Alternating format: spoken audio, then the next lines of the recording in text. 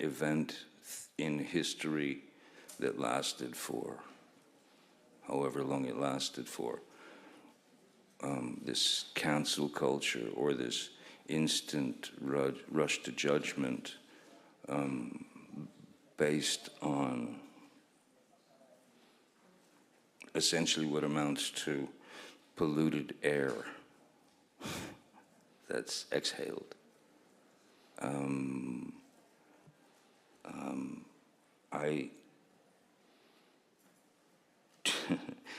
Do I feel safe myself? Yeah, I do. I do now. Because it's important when you're faced with something as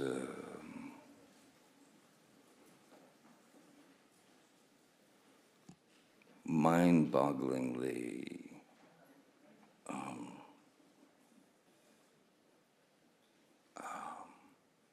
bewildering.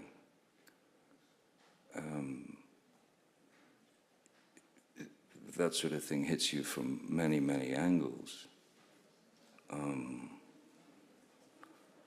First is, what?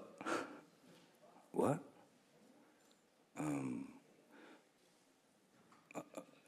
So, because maybe, you know, quite a while back now, prior to the various movements that came out,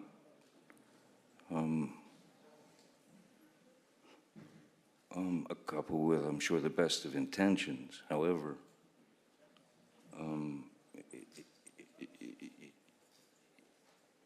it's so far out of hand now that I can promise you that no one is safe. Not one of you.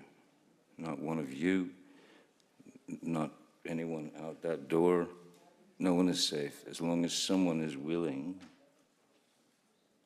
to say one sentence. Takes one sentence and then there's no more ground. The carpet's been pulled. But it's not just me, you know, that this has happened to. It's happened to a lot of people. This type of thing has happened to women, men, children who've suffered from various types of unpleasantries that sadly at a certain point they begin to think that it's normal or that it's them when it's not.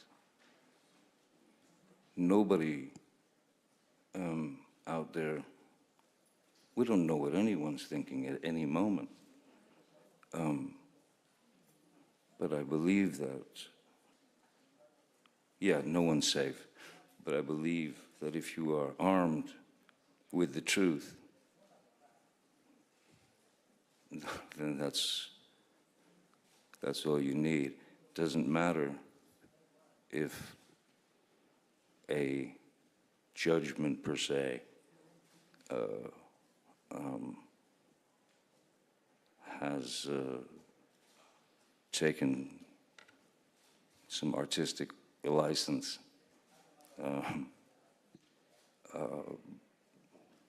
No. When there's an injustice, whether it's against you or someone you love or someone you believe in, stand up. Don't sit down. Don't sit down on them, you know, because they need you. Sí. Quizás sí. Thanks. Gracias. We've got more questions. Perhaps we can go back to Mr. Depp's career. We've got a question, and yes, just there. That's right.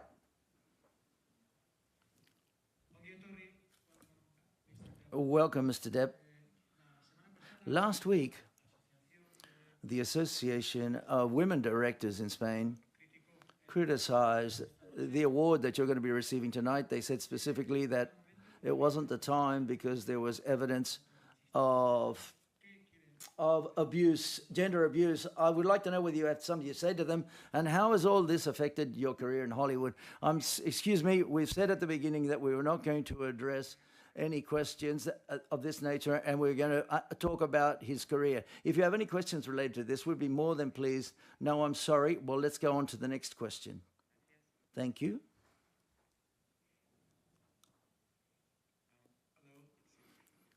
From Portugal, Rui, and I have two small questions. So if you would meet now the young Johnny Depp, what could be a career advice that you could give him? And also in Portugal, there will be a... Walk backwards. And also there will be a festival in Lisbon and Sintra next month, and we're going to celebrate Roman culture, Gypsy culture. What do you think about this kind of celebration? I was just curious. Well, put it this way, I know that a gypsy wedding is a 3-day event. So any celebration outside of that would probably have to be 10 days to 2 weeks. A lot of people falling. I have a great passion for that culture, for the Rom, and have learned a lot from the various musicians and people living that way, that lifestyle. I've learned a lot from them. Sintra is a beautiful place. I ended up shooting quite a bit of the film many years ago with Roman Polanski down in Sintra and Porto, and yeah, it was quite beautiful. Yeah, loved it.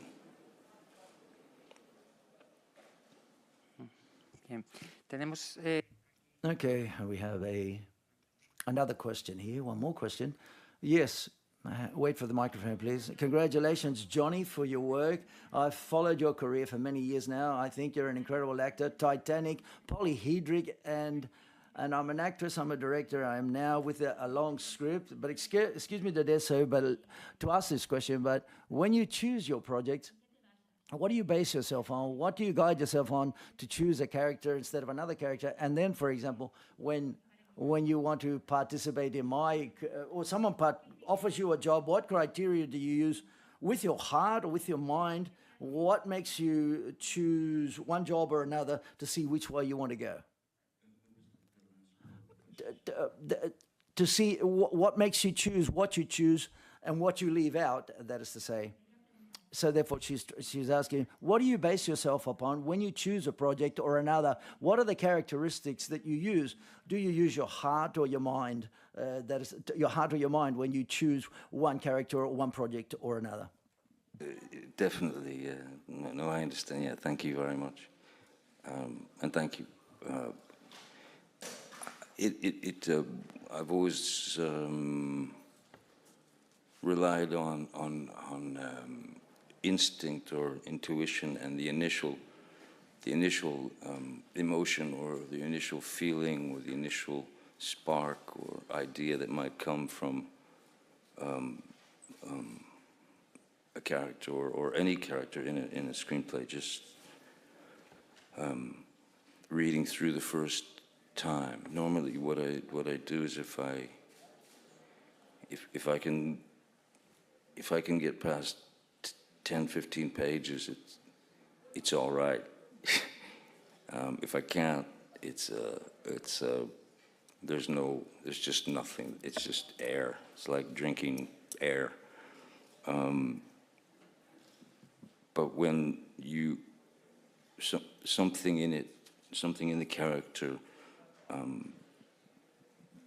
puts a barb or a hook in you, on some emotional level that you can relate to, or that you feel you could add to. So it's almost, basically, I choose the characters that I believe that I might have something unique to add to that particular character.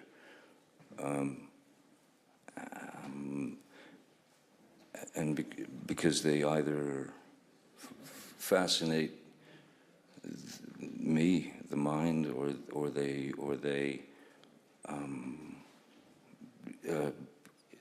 dive inside your heart, you know. But they're all strangely intertwined, even, you know, from the worst, the nastiest, to Edward Scissorhands. There is some sort of monofilament that holds them all together, which is yeah, somewhere in the background, I guess, me behind the curtain. You know. But I like I was saying earlier, sometimes you see a section of film or a couple of photographs of characters that you've played, and you see like 4 or 5 there, and you go, my God, how they should have fired me a long time ago. Long time ago. Yeah, I consider myself very lucky. Thank you. Thanks. Gracias. Thank you. We have another question here. Hi, Johnny. Over here. Hi, welcome. Congratulations for this award. I would like to ask you, how do you see your artistic future as an actor? We will see you on the big screen after the photograph of Minamata, after Minamata. And if you were offered now, for example, to portray Captain Jack Sparrow, how would you take the role, with illusion or with a bit of fear, or how would you feel about portraying Jack Sparrow again? Well, here's the I suppose this is the positive side of having, in a strange way, given life to those characters like Captain Jack or whatever character that I was lucky enough to locate and bring to life. The beauty of Captain Jack Sparrow for me is that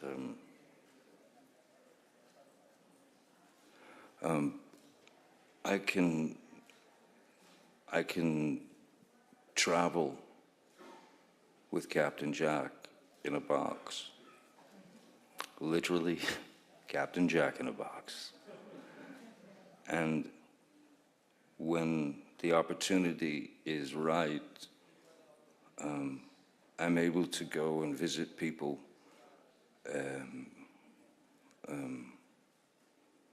places where the smiles and the laughs and the things that are important, the most important things in the world, are on the line. So I still travel with Captain Jack, and if I have the opportunity, whenever I do, I will go to these places. I'll go to somebody's house, man. I'll perform in your kid's birthday party at this point. But for that, I'm able to experience. I know what is a harsh proposition that people are looking. Sometimes there are children in hospitals, and you see such courage in their eyes, but you can make them dive out of. They can leave that for 3, 4, 5, 7 minutes and laugh and giggle and have a great time. and the parents who are normally standing there dying themselves because of their inability to help their child, if you can make them smile a little, laugh a little, forget a little, even if it's for 30 seconds, that for me is what Captain Jack Sparrow is all about. So if they came to me, let's not even think that. If there were, if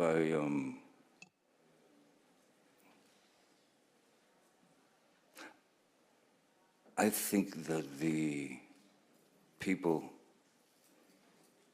who are, I think that the people who understand or know or get or are touched or, you know, he's so ignorant that he makes you laugh. If they're moved by Captain Jack Sparrow in any way, I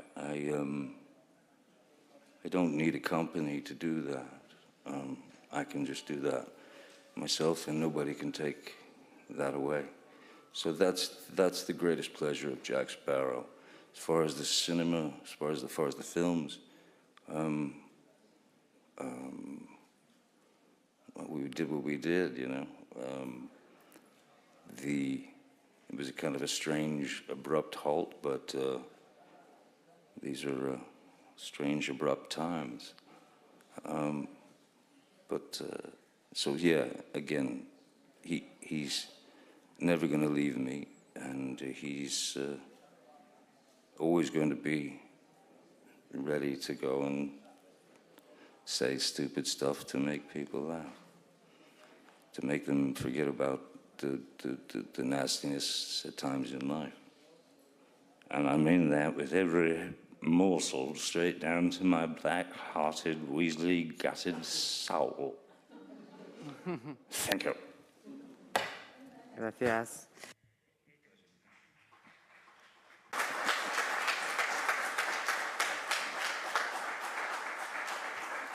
Sí, allá. Okay, at the back, there's someone in yellow who's been asked to ask a question at the beginning. I'm trying to allow you all to ask a question, but there's so many of you, and we're a bit... Hi, good afternoon, Mr. Depp. Welcome to the San Sebastian International Film Festival, and congratulations for the Donosti Award. You were with us last year, a year which was quite complex for holding any types of events of this magnitude. You're coming back and you repeat, you're coming back again, yeah, but in that occasion, you brought a magnificent documentary, and you're coming back this year to collect the Donostia Award. There's no doubt you're a great friend of the festival, so thank you so much. And in this sense, my question is, you've got a long career as an actor. You've portrayed roles for a minority audiences and other blockbusters, but with an extraordinary creativity. My question is, have you seen the industry evolve, if such is the case, and how do you assess that? How do you value how the industry is going? Well, at this moment, myself personally, after being in the racket for 30 plus years now, and experiencing various things, learning really, you know, learning the game of Hollywood, just so that you would not have to play it. You could duck and dodge and dive through it.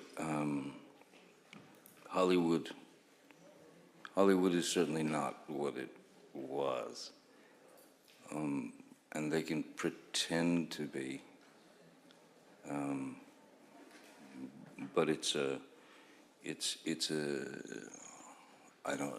Hollywood, the studio system, the grudge matches, the pandemonium and chaos of cinematic release to streaming to it is a case of no matter what, I'm going to get mine. I mean, that's where these people are coming from. They realize that they're just as disposable as I am, you know, some more. So large corporations take hold of these things. And from my point of view, as I wouldn't call myself an artist, but as someone who does take part in the creation of and the collaboration of making cinema, how much more formula do we need from the likes of studios? How much more condescension as an audience do we need with regard to, okay, folks, we're now going to hit you with the whole plot of the story every 20 minutes. I've said this for a long time. I think that Hollywood has grotesquely underestimated the audience. I think that I think the audience is, they will watch what they're given. They have choices, and they will watch what they're given, what there is to watch. I think the coronavirus and the pandemic sending everyone into their houses obviously had grave effects on many people health-wise, but small businesses or theaters and this and that, what it also did was it put people in their houses with their families for long periods of time with television that they could watch virtually any movie they wanted. And the majority of the world went, you know, this ain't bad. This ain't bad.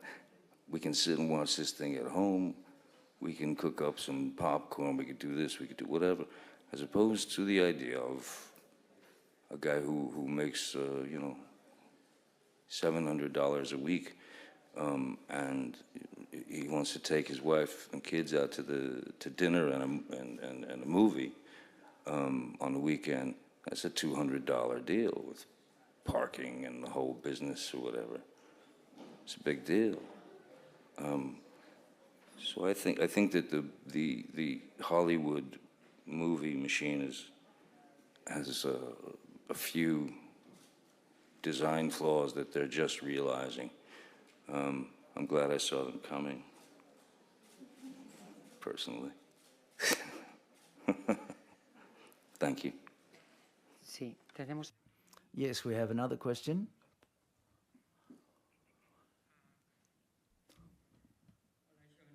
Hi, Johnny. Congratulations for this Donostia Award, which recognizes an impressive career and that has made you so popular. I would like to ask you, who are you going to remember tonight when you receive the award this evening, which is so prestigious? Who's going to come to mind when you receive it this evening? Well, first and foremost, the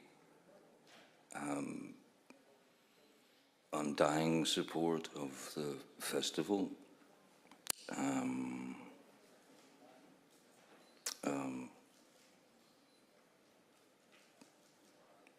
Everyone involved, Jose Luis, I mean, all the way to the town, to the mayor, for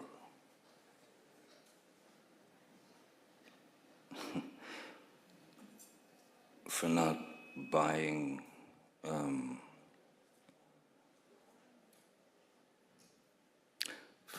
for not buying what has been for far too long a product of a portion, some notion of me that doesn't exist, and I was understanding if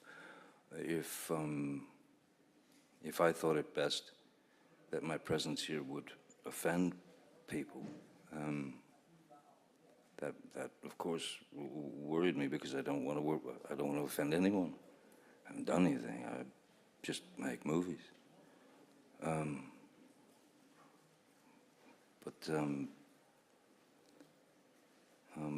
everything in me knew that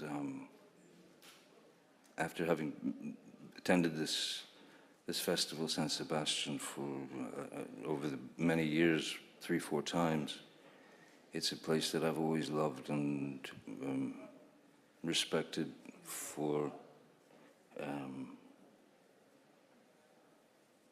well, for being a real film festival, a proper film festival that's not about schmoozing, and it's not about, it's about the films, and it's about the filmmaker. And for me to have been chosen to receive such a prestigious honor is very touching, is very moving, and I'm super honored. I don't, awards themselves are a strange beast. When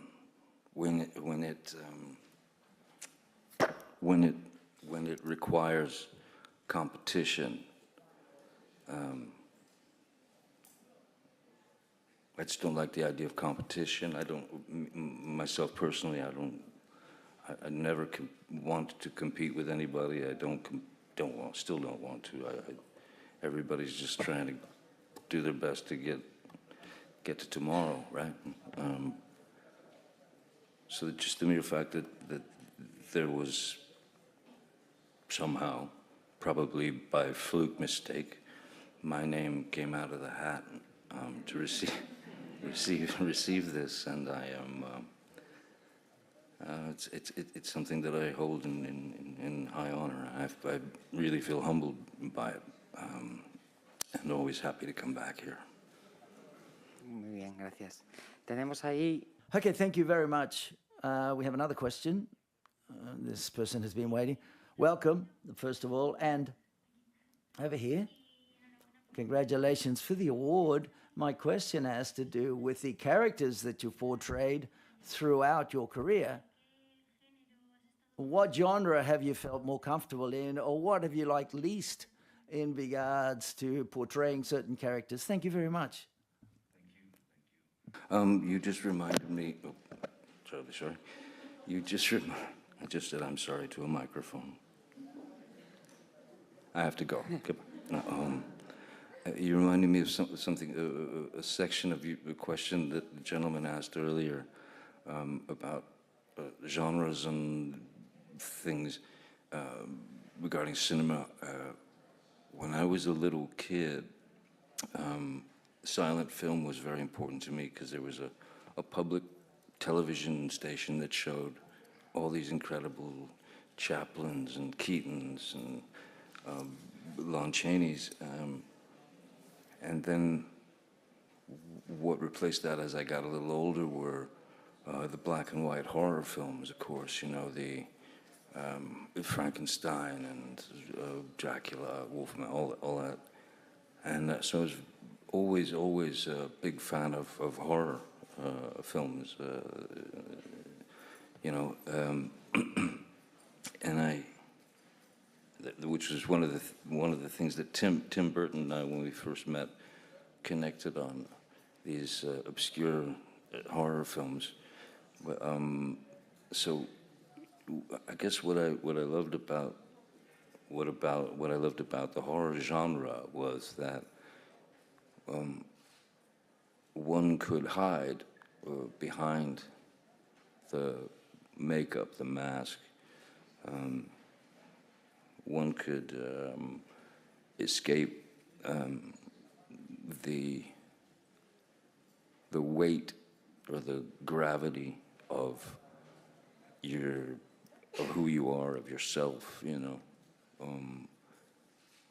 It helps to put you in wearing prosthetic makeup or changing the way you look. It helps to take me further away from the novelty of my name, you know. It becomes this kind of circular, just continuous. You again. I'm constantly thinking about the character and where he may have gone wrong or where he may have done this or that. So, yeah, I feel far more comfortable hiding behind prosthetics or hiding behind a character than actually having to be myself. It's weird. When you get more comfortable in front of a camera as a character than you are on a train, something's gone wrong somewhere. Thank you. Bueno, tenemos, lo siento, lo lamento.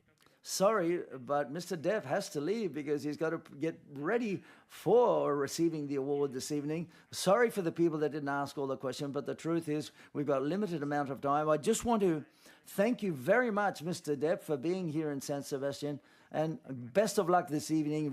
Best of luck this evening receiving the of luck this evening. You're very kind. Thank you. I'm very honored. Yes.